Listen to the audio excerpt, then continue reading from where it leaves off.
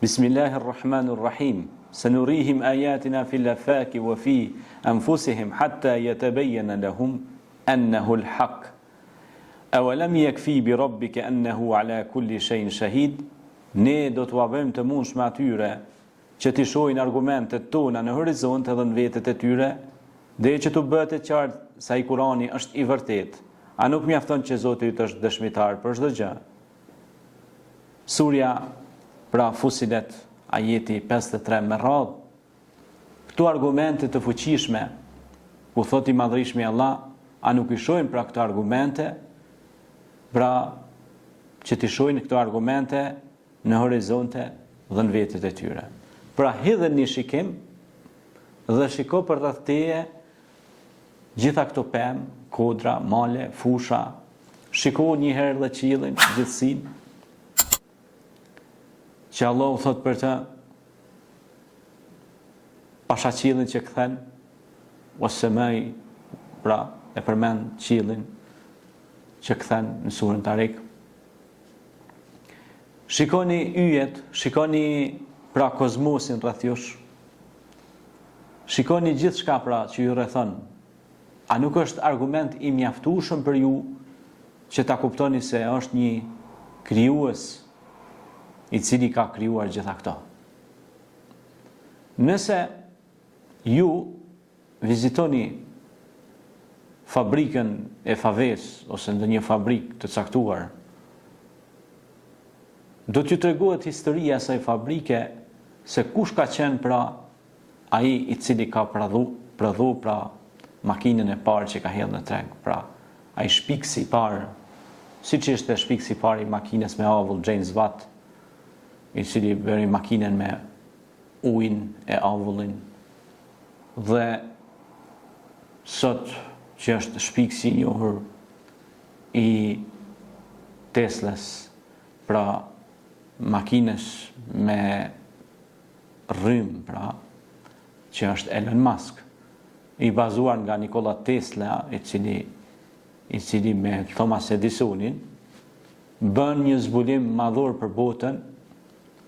Ata jetuan në të kaluar, mirë po në të sotmen vazhduan rrugën e tyre disa koka, disa njerëz të zgjuar, njerëz të mençur. Thomas Edisoni dhe Nikola Tesla pra bën këtë ndriçim që sot ne po jemi mes tij. Mirë po, edhe zbuluesi i njohur Abbas ibn Firnas bëri operacionin e parë të syrit, mirë po ishin edhe ata zbulues të mëdhej si besimtar të kameras dhe optikës, që ne sot përmes kësaj kamere, pra ne japim mesazhe për masën dhe audiencën e gjerë, kudo që jetojnë ata, qofshin edhe në fshatrat më të thella malore, qofshin edhe në qytetet më të mëdha, në metropole të fuqishme. Pra kush ta dha mendjen o njeri? Efele te akilun. A nuk po mendon, pra dhe në vetën tënde ta shikosh këtë argument. Efele te akilun, thot Zoti në Kur'an, a nuk po mendoni? Pastaj thot efele tubsirun, a nuk po shikoni? Gjitha këto rreth teje çfarë kanë si mesazh? Pra se nurihim ayatina, ne do t'u bëjmë të mundshme t'i shohin, pra se nurihim ayatina, t'i shohin argumentet tona, pra ajetet tona, se nurihim, nera, tera, alam tera, në Kur'an përmendet, a nuk e kanë parë ata, alam ta'ara, pra nuk e kanë pa, pra rreth tyne situatën de jure dhe de facto, se si është. Pra nalu pak, hedhe një shikim, e felet u pësirun, a nuk po shikon, hedhe një shikim, kush të sollin këtë botë, cili është qëllimi i ardhjes tënde në këtë botë. Do jetosh 70 vjet, 50 vjet, 80 vjet. Ramazanin e kaluam, kishim shumë njerëz në mesin tonë, në këtë Ramazan tash që jemi në të, nuk kemi më në mesin tonë njerëz që ishin mes nesh. Pra kaluan dhe shkuan në botën tjetër. shkuan pra në takim. Në takimin e madh, në takim me krijuesin Allahun te bareke ve taala ma yushrikun. Pejgamberi alayhi salatu wassalam thot an-nasu niyam idha mamatu intabahu. Njerëzit janë në gjumë, po kur të vdesin, ju del gjumi. Por atëherë do të bëhet ndoshta shumë vonë për ty o njeri. Andaj, kthehu familjes, kthehu namazit, largoju rrugëve të këqija, largoju pa udhësive, kujdesu për shëndetin tënd, për fëmijët e tu që ata të jenë dietar, shkencëtar, njerëz të mirë mbi të gjitha, sepse mund të bësh shkencëtar, por kur nuk ka moral, i bie gjitha në tokë, gjithçka humbet. Kur ka moralin, ka urtësinë, ka drejtësinë, pa dyshim që Zoti do ta lartësoj. Laqad khalaqna al-insana fi ahsani taqwim thumma radadnahu asfala safilin. Pra ne ngritëm njeriu në pjedestalin më të lartë, po ishte ai njeri i cili e uli veten e vet, pra në rrafshin më të ulët.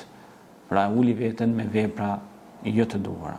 Prandaj të bësh vepra të mira, sepse Allahu e din çdo gjë, pra asnjë gjë nuk ndodh pa lejen e Allahut dhe Allahu është i mirë informuar për çdo gjë.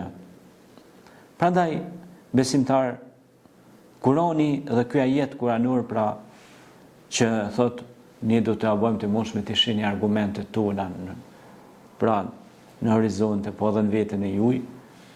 Mo nale edhe me shpjegu këtë ajet kuranor nuk do të mjafton të një libër, nuk do të mjaftonin studime, seminare, simpoziume të ndryshme, për të folë dhe për të marrë për shembull vetëm një mal edhe për ta shpjeguar atë mal gjithë ditën për të folë rreth atij mali, që ka lumin, që ka pemt, që ka lulet, që ka blet, që ka insektet, që ka lloj-lloj varietetesh, ngjyrash, drejthijesh dhe koloritesh të ndryshme të cilat i ka krijuar Allahu te bareke ve taala. Amma yushrikun, i cili është i pari që s'ka fillim dhe i fundit që s'ka mbarim. Lejse kemithlihi shay'un wa huwa as-sami'ul basir. Pra asgjë nuk i ngjason krijuesit ton, ai është dëgjuesi dhe shikuesi, por dëgjimi dhe shikimi i tij nuk është sikur dëgjimi dhe shikimi njerëzor, ai është dëgjim dhe shikim absolut. Prandaj njeriu ta shikoj dhe në veten e vet. Marrim shembull ajnin, synin e njeriut.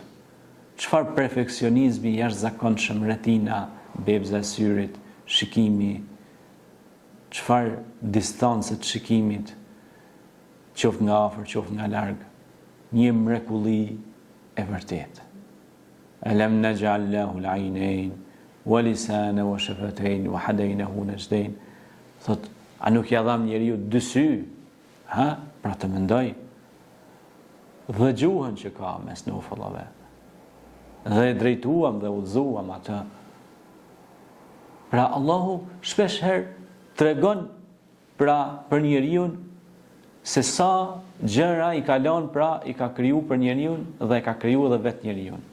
Pra kjo na jep me kuptu, mu nal dhe me i pa, me i shikua argumentet e Allahut, qoftë në veten tonë, qoftë edhe në kodrat që rinë, pra wal jibala autada dhe kodrat që rinë statike, edhe qiellin që është i krijuar pa shtylla. A shihni në një shtyllë kund që e man qiellin? Jo. Ama një banesë ose një pallat ose një kompleks banesor, do thot duhet të ketë me 10 shtylla, mos them qindra. Pra, sepse po si janë ato shtylla ose mure mbajtëse, ai bie tavani. Prandaj ky tavan qiellor nga kush mahet? Ose këto planete si udhtojnë, si lundrojnë këto planete rreth nesh në një perfeksionizëm të jashtëzakonshëm.